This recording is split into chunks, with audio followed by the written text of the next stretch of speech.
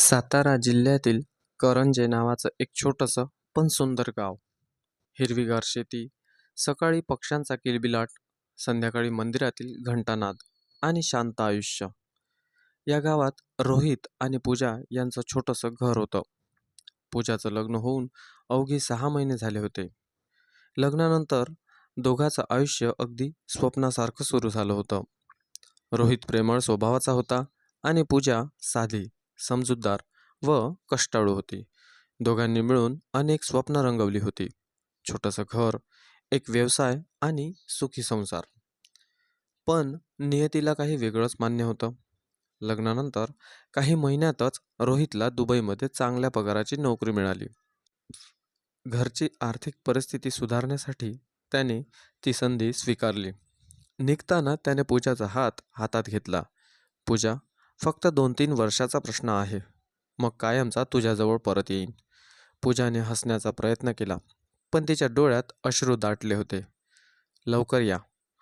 तुमच्याशिवाय हे घर रिकामं वाटेल. रोहितने तिच्या कपाळावर हात ठेवला. दररोज फोन करेन. तुला कधीच एकटं वाटू देणार नाही. रोहित परदेशात गेला. पहिले काही महिने सगळं व्यवस्थित चाललं. सकाळी उठल्यावर रोहितचा मेसेज यायचा, रात्री व्हिडिओ कॉल व्हायचा, दोघं तासनतास बोलायचे. रोहित तिला दुबईचे फोटो दाखवायचा. पूजा गावातील गमतीजमती सांगायची. दोघेही दिवस मोजत होते. पण हळूहळू परिस्थिती बदलू लागली. रोहितच्या कंपनीत काम वाढलं. ओव्हरटाईम करावा लागे. व्हिडिओ कॉल आठवड्यातून एकदाच होऊ लागले. नंतर 2-2 आठवडे फोनही येईना. पूजा समजून घ्यायची. काम असेल म्हणून वेळ मिळत नसेल. पण मनाला कोण समजवणार? दिवसभर पूजा घर साफ करायची, स्वयंपाक करायची, शिवणकाम करून थोडे पैसे कमवायची. संध्याकाळ झाली की ती घराच्या गच्चीवर बसून रस्ता पाहायची. कधीतरी असं वाटायचं, आता रोहित समोरून चालत येईल. पण प्रत्येक वेळी तिची वाट पाहणारी नजर निराशच व्हायची. गावात सगळे आपापल्या कामात रमले होते. सण, उत्सव, लग्नकार्य सगळीकडे जोडपी दिसायची. पूजा मात्र एकटीच असायची. रात्री झोपताना ती मोबाईल हातात घेऊन रोहितचा जुना फोटो पाहायची. कधी याल तुम्ही, इतकंच बोलून तिच्या डोळ्यात पाणी यायचं. पूजाच्या घराशेजारी आदित्य राहत होता. वय साधारण 35 वर्ष. गावातील हायस्कूलमध्ये शिक्षक. शांत, सुस्वभावी आणि मदतीला धावून जाणारा. काही वर्षापूर्वी त्याच्या पत्नीचं आजारपणामुळे निधन झालं होतं. मुलं नव्हतीच. तो एकटाच राहत होता. शाळा आणि पुस्तकं एवढंच त्याचं जग होतं. गावात त्याचा खूप आदर होता. एके दिवशी सकाळी पूजाच्या घरासमोरचा पाण्याचा नळ अचानक फुटला. सगळीकडे पाणीच पाणी झालं. पूजा घाबरली. तिला काहीच समजत नव्हतं. तेवढ्यात आदित्य तिथून जात होता. काय झालं? तो शांतपणे म्हणाला. पूजा घाबरत म्हणाली, नळ फुटला आहे. मला काही कळत नाही. आदित्यने लगेच गावातील प्लंबरला फोन केला. तो येईपर्यंत स्वतःच तात्पुरती व्यवस्था केली. थोड्याच वेळात समस्या सुटली. पूजाने कृतज्ञतेने विचारलं, किती पैसे झाले? आदित्य हसला. शेजाऱ्यांकडून मदतीचे पैसे घेत नाहीत. पूजा काही बोलली नाही, फक्त हसली. काही दिवसांनी पूजा बाजारातून भाजी घेऊन येत होती. पिशवी खूप जड होती. आदित्यने पाहिलं. द्या, मी धरतो. नको, मी नेते. अगं, इतका हट्ट कशाला? तो हसला. दोघे चालत चालत घरापर्यंत आले. गप्पांमध्ये समजलं की पूजाचा नवरा परदेशात आहे. आदित्य काही क्षण शांत झाला. तो म्हणाला, एकटेपणा खूप कठीण असतो. पूजा आश्चर्याने त्याच्याकडे पाहू लागली, कारण तिच्या मनातलं दुःख कोणीतरी पहिल्यांदाच शब्दात मांडलं होतं. यानंतर अधूनमधून दोघांची भेट व्हायला लागली. कधी गावात, कधी दुकानात, कधी मंदिरात. गप्पा फार मोठ्या नसत, फक्त 2-4 मिनिटाच्या. पण त्या 2-4 मिनिटात पूजाच्या चेहऱ्यावर हसू यायचं. एका संध्याकाळी विजेचा फ्यूज उडाला. घर पूर्ण अंधारात बुडालं. पूजा घाबरली. तिने शेजारून आदित्यला आवाज दिला. तो लगेच आला. 10 मिनिटात फ्यूज दुरुस्त झाला. आता काही काळजी नाही, तो म्हणाला. धन्यवाद, पूजाने हळूच उत्तर दिलं. त्या रात्री अनेक दिवसांनी ती शांत झोपली. पण गावात काही लोकांनी हे पाहिलं. 2-3 वेळा आदित्य पूजाच्या घरी गेला होता. लोकांच्या नजरा बदलायला वेळ लागला नाही. चहाच्या टपरीवर कुजबूज सुरू झाली. तो रोज तिच्या घरी का जातो? नवरा परदेशात आहे ना? काहीतरी आहे. अफवा वाऱ्यासारख्या पसरू लागल्या. पण या अफवांची कल्पना अजून ना पूजाला होती ना आदित्यला. आणि याच अफवा पुढे त्यांच्या आयुष्याला मोठं वळण देणार होत्या. करंजे गावात आता एक नवीन चर्चेचा विषय होता. पूजा आणि तिचा शेजारी आदित्य. प्रत्यक्षात दोघांमध्ये केवळ शेजारधर्म आणि माणुसकीचं नातं होतं. पण गावात काही लोकांना दुसऱ्यांच्या आयुष्यावर चर्चा करण्याशिवाय दुसरं काम नव्हतं. चहाच्या टपरीवर, किराणा दुकानात, विहिरीजवळ आणि मंदिराच्या ओट्यावर एकच विषय रंगू लागला. तो शिक्षक रोज तिच्या घरी जातो म्हणे. नवरा परदेशात, मग काय होणार? आजकालच्या बायांवर विश्वास ठेवता येत नाही. या अफवा हळूहळू संपूर्ण गावभर पसरल्या. पूजाला मात्र याची अजिबात कल्पना नव्हती. ती आपल्या कामात व्यस्त होती. सकाळी शिवणकाम, दुपारी घरकाम आणि संध्याकाळी अंगणात बसून रोहितच्या फोनची वाट पाहणं, एवढंच तिचं आयुष्य उरलं होतं. एका रात्री जवळपास 11 वाजता तिचा मोबाईल वाजला. स्क्रीनवर रोहितचं नाव चमकलं. हॅलो, कशी आहेस पूजा? मी ठीक आहे. तुम्ही कसे आहात? रोहितचा आवाज थकलेला होता. काम खूप वाढलं आहे. कधीकधी सलग 16 तास काम करावं लागतं. पूजा काही क्षण शांत राहिली. तुम्ही स्वतःची काळजी घ्या. आणि तू? मीही ठीक आहे. तिला खूप काही सांगायचं होतं. एकटेपणा, घरातील शांतता, दिवसेंदिवस वाढणारी पोकळी. पण ती काही बोलली नाही. कारण तिला माहिती होतं, रोहित आधीच खूप तणावात आहे. दुसऱ्या दिवशी सकाळी पूजा बाजारात गेली. परतीच्या वाटेवर पाऊस सुरू झाला. ती एका दुकानाच्या आडोशाला उभी राहिली. तेवढ्यात आदित्यही तिथे आला. अरे, तुम्ही इथे? हो. शाळेतून निघालो आणि पाऊस सुरू झाला. दोघेही पावसाकडे पाहत उभे राहिले. तुमचे सरावाचे वर्ग कसे चालले? पूजाने विचारलं. छान. मुलं खूप हुशार आहेत. तुम्ही एवढं काम करता, दमून जात असाल. आदित्य हलकासा हसला. एकटं आयुष्य असलं की कामच सोबत असतं. हे वाक्य ऐकून पूजा काही क्षण गप्प राहिली. कारण तिलाही तेच जाणवत होतं. पाऊस थांबल्यावर दोघे वेगवेगळ्या दिशेने निघून गेले. पण दूर उभ्या असलेल्या 2 गावकऱ्यांनी ते पाहिलं. बघितलंस? हो. दोघं बराच वेळ बोलत होते. पुन्हा अफवांना खतपाणी मिळालं. काही दिवसांनी पूजाच्या शिवणयंत्रात बिघाड झाला होता. तिला काम थांबवावं लागलं. योगायोगाने आदित्य तिथून जात होता. काय झालं? मशीन बंद पडलं. त्याने गावातील मेकॅनिकला फोन लावला. मशीन पुन्हा सुरू झालं. पूजाने हसून धन्यवाद दिले. तुमची मदत नसती तर आजचं काम बंद पडलं असतं. आदित्य म्हणाला, आज तू अडचणीत आहेस, उद्या मी असू शकतो. मदत करणं ही माणुसकी आहे. पण त्या दिवशी पूजाच्या शेजारी राहणाऱ्या शैलाताईंनी हे पाहिलं. त्या संध्याकाळी त्यांनी इतर महिलांमध्ये चर्चा सुरू केली. तो शिक्षक कारण नसताना तिच्या घरी जातो. असं काही नसतं ग. अगं, धूर आहे म्हणजे आगही असेल. पूजाच्या कानावरही काही शब्द पडले. तिला धक्का बसला. लोक असं का बोलतायत? ती रात्रभर झोपू शकली नाही. दुसऱ्या दिवशी आदित्य नेहमीप्रमाणे विचारपूस करायला आला. पूजा दारातच थांबली. सर, एक विनंती आहे. बोला. तुम्ही आता माझ्या घरी येऊ नका. आदित्य काही क्षण स्तब्ध झाला. का? काही चूक झाली का माझ्याकडून? नाही, पण गावात लोक चुकीचं बोलत आहेत.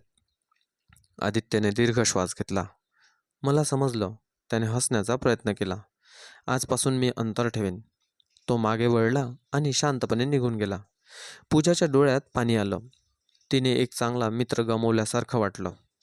पुढचे काही दिवस दोघे एकमेकांना टाळू लागले. रस्त्यात भेट झाली तरी फक्त नमस्कार. ना गप्पा, ना बदत, ना हसू. दोघांच्या आयुष्यात पुन्हा शांतता आली. पण ती शांतता समाधानाची नव्हती. ती वेदनेची होती. दरम्यान गावातील कोणीतरी रोहितला परदेशात फोन करून म्हणालं, तुझ्या बायकोकडे लक्ष दे. गावात खूप चर्चा चालली आहे. हे ऐकून रोहित हादरला. त्याने लगेच पूजाला फोन केला. त्याच्या आवाजात पहिल्यांदाच संशय होता. तिला जाणवलं, आता वादळ दारात येऊन उभा आहे. रात्री 10:30 वाजता पूजाचा मोबाईल वाजला. स्क्रीनवर रोहितचं नाव झळकत होतं. नेहमीप्रमाणे आनंदाने फोन उचलण्याऐवजी तिच्या मनात एक अज्ञात भीती होती. हॅलो, ती हलक्या आवाजात म्हणाली. पण आज रोहितचा आवाज नेहमीसारखा नव्हता. पूजा, मला तुझ्याशी काही महत्त्वाचं बोलायचं आहे. हो, बोला ना. काही क्षण शांतता पसरली. मग रोहित म्हणाला, गावातून माझ्याकडे काही फोन आले होते. पूजाचं हृदय धडधडू लागलं. काय म्हणाले? ते म्हणत होते की तू शेजारच्या आदित्यसोबत खूप वेळ घालवतेस. हे ऐकताच पूजाच्या डोळ्यात पाणी आलं. तुम्हीही त्या लोकांवर विश्वास ठेवला?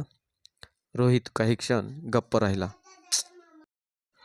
मला सत्य जाणून घ्यायचं आहे, पूजा शांतपणे म्हणाली. हो, आदित्य सर 2-3 वेळा मदतीला आले होते.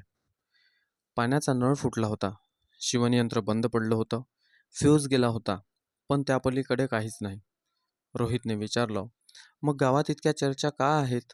पूजा दुःखी स्वरात म्हणाली, कारण लोकांना दुसऱ्यांच्या आयुष्याबद्दल बोलायला आवडतं. फोनवरील संभाषण संपलं. पण दोघांच्याही मनात संशय आणि वेदना घर करून बसल्या. दुसऱ्या दिवशी रोहित कामावर गेला. पण त्याचं लक्ष कामात लागत नव्हतं. त्याच्या एका सहकार्याने विचारलं, काय झालं? रोहितने सर्व सांगितलं. सहकारी हसला आणि म्हणाला, मित्रा, लोकांच्या बोलण्यावर लगेच विश्वास ठेवू नकोस. आधी स्वतः सत्य जाणून घे. हे वाक्य रोहितच्या मनात घर करून राहिलं. गावात पूजा मात्र पूर्णपणे एकटी पडली होती. ज्या महिलांसोबत ती रोज बोलायची, त्या आता तिच्याकडे संशयाने पाहू लागल्या. काही जणी तिच्या जवळ येणंही टाळू लागल्या. बाजारात गेल्यावर 2 महिला कुजबुजत म्हणाल्या, हीच ती. पूजाच्या डोळ्यात अश्रू आले. ती घाईघाईने घरी परतली. दार बंद करून ती बराच वेळ रडत बसली. मी काय चूक केली? हा प्रश्न तिला सतत छळत होता. दरम्यान आदित्यलाही गावातील वातावरण बदलल्याचं जाणवत होतं. शाळेत काही शिक्षक विचित्र नजरेने पाहू लागले. एक दिवस मुख्याध्यापकांनी त्याला बोलावलं. आदित्य, गावात काही चर्चा सुरू आहेत. मला तुझ्यावर विश्वास आहे, पण काळजी घे. शिक्षक म्हणून समाज आपल्याकडून वेगळ्या अपेक्षा ठेवतो. आदित्य शांतपणे म्हणाला, सर, सर, मी कधीच कोणतीही चुकीची गोष्ट केलेली नाही. मला माहीत आहे, पण कधीकधी सत्यापेक्षा अफवा वेगाने पसरतात. त्या संध्याकाळी आदित्य मंदिरात गेला. योगायोगाने पूजा देखील तिथे आली होती. दोघांची नजरावर नजर झाली. क्षणभर दोघेही शांत राहिले. मग आदित्य म्हणाला, तुझ्यामुळे नाही, पण माझ्यामुळे तुला त्रास होत असेल तर मी गाव सोडून जाईन. पूजा घाबरून म्हणाली, नको, तुम्ही काही चुकीचं केलेलं नाही. पण तुझी बदनामी मला सहन होत नाही. पूजाच्या डोळ्यातून अश्रू वाहू लागले. मी फक्त एक चांगला मित्र गमावला आहे, इतकंच. आदित्यने काहीही उत्तर दिलं नाही. तो शांतपणे निघून गेला. काही दिवसांनी रोहितचा फोन आला. पूजा, हो, मी पुढच्या महिन्यात भारतात येतो. पूजाच्या चेहऱ्यावर क्षणभर आनंद उमटला. खरंच? हो, पण मला सगळं स्वतःच्या डोळ्यांनी पाहायचं आहे. हे वाक्य ऐकताच तिचं मन पुन्हा अस्वस्थ झालं. तिला समजलं, रोहित अजूनही पूर्णपणे तिच्यावर विश्वास ठेवत नव्हता. पुढील काही दिवस गावातील वातावरण आणखी तणावपूर्ण झालं. अफवा वाढतच होत्या. पण पूजा आणि आदित्य दोघांनीही एकमेकांपासून पूर्ण अंतर ठेवण्याचा निर्णय घेतला. दोघेही मनाने तुटले होते, पण त्यांनी मर्यादा जपल्या. एका महिन्यानंतर गावाच्या बसस्थानकावर एक बस थांबली. त्यातून रोहित खाली उतरला. 2 वर्षांनी तो कायमचा घरी परतला होता. पण त्याच्या मनात पत्नीला भेटण्याचा आनंद जितका होता, तितकाच एक प्रश्नही होता. खरंच गावात जे बोललं जातंय ते सत्य आहे का? आणि या प्रश्नाचं उत्तर शोधताना त्याच्या आयुष्याला धक्का बसणार होता, ज्याची त्याने कधी कल्पनाही केली नव्हती.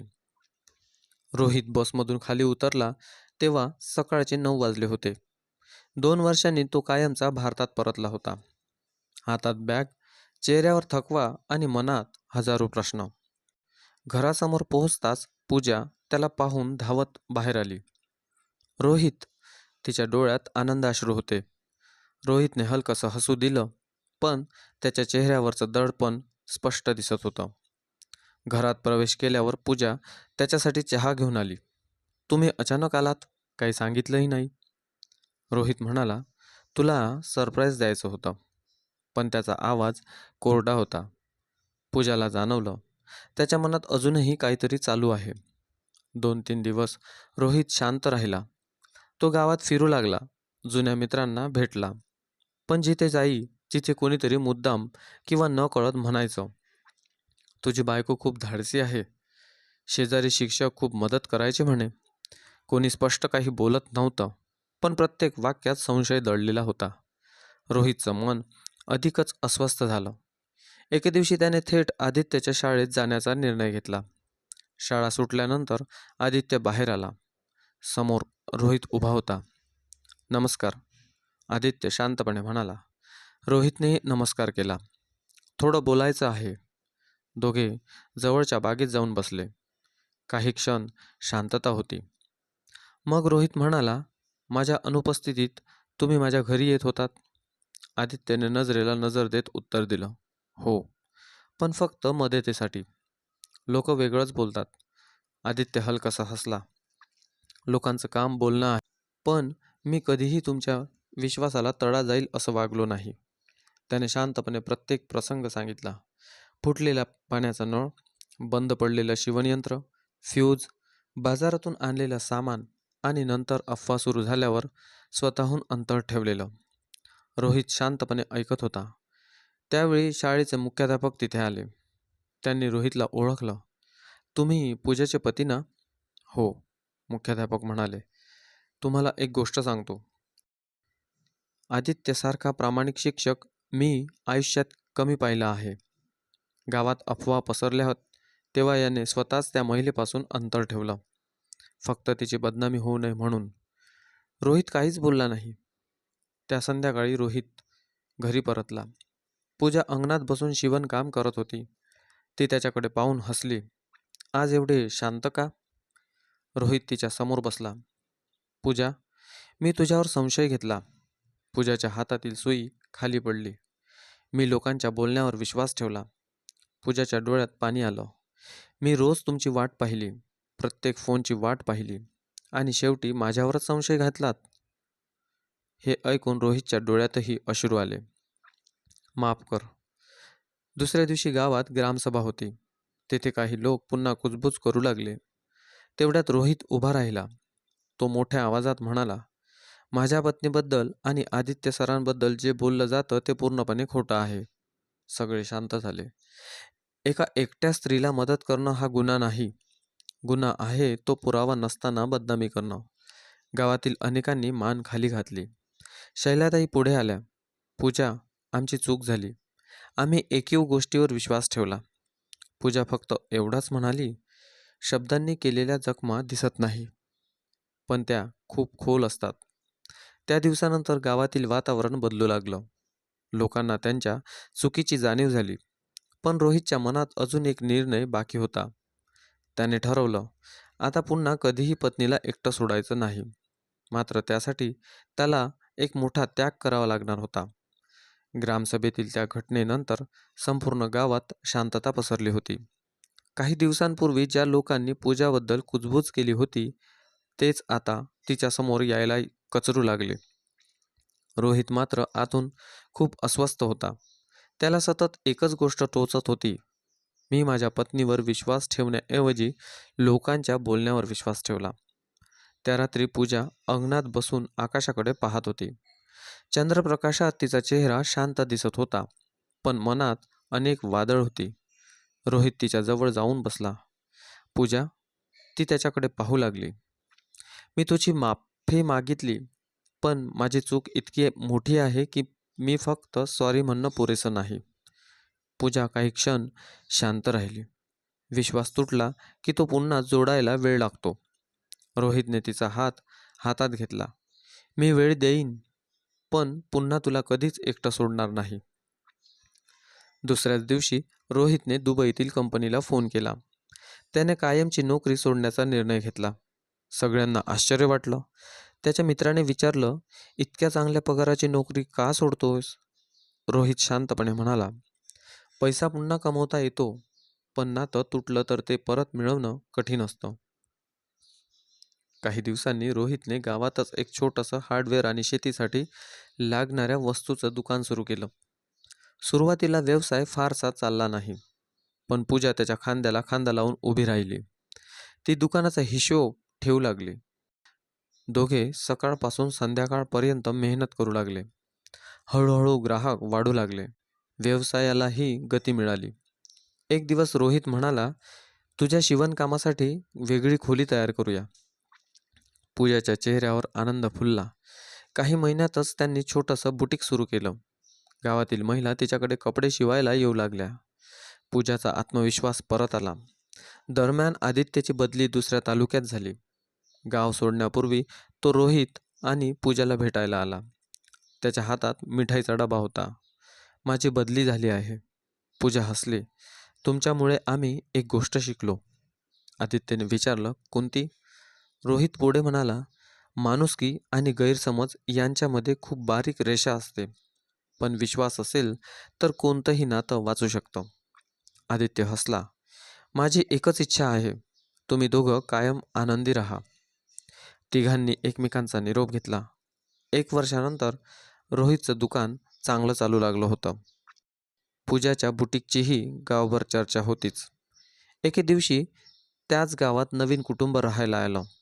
त्या घरातही नवरा परदेशात होता आणि पत्नी एकटी राहत होती. गावातील काही लोक पुन्हा कुजबूज करू लागले.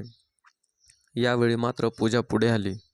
ती त्या महिलेजवळ जाऊन म्हणाली, "काही मदत लागली तर नक्की सांग. लोक काय बोलतात यापेक्षा आपण कसं जगतो हे महत्त्वाचं." त्या महिलेच्या डोळ्यात पाणी आलं. काळ पुढे सरकत गेला. रोहित आणि पूजाच्या संसारात पुन्हा आनंद परतला. एके संध्याकाळी दोघे घराच्या अंगणात चहा घेत बसले होते. रोहित हसत म्हणाला, "जर त्या दिवशी मी लोकांच्या बोलण्यावरच विश्वास ठेवला असता तर आज आपलं घर तुटलं असतं." पूजा हसली. "नातं टिकतं ते प्रेमानं, पण उभं राहतं ते विश्वासावर." रोहितने तिचा हात हातात घेतला. आता कोणतंही अंतर नाही. दोघेही शांतपणे मावळत्या सूर्याला पाहत बसले. त्यांच्या चेहऱ्यावर समाधान होतं, कारण त्यांनी एक गोष्ट अनुभवातून शिकली होती. विश्वास असला तर कोणतंही संकट लहान होतं. संशय आला की सर्वात सुंदर नातं सुद्धा तुटू शकतं. कथेचा बोध: कोणाच्याही चरित्र्यावर एकीव गोष्टीवरून विश्वास ठेवू नका.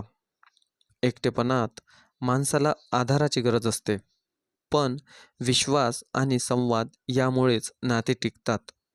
अफवा एका क्षणात पसरतात, पण विश्वास परत मिळवण्यासाठी अनेक वर्ष लागतात.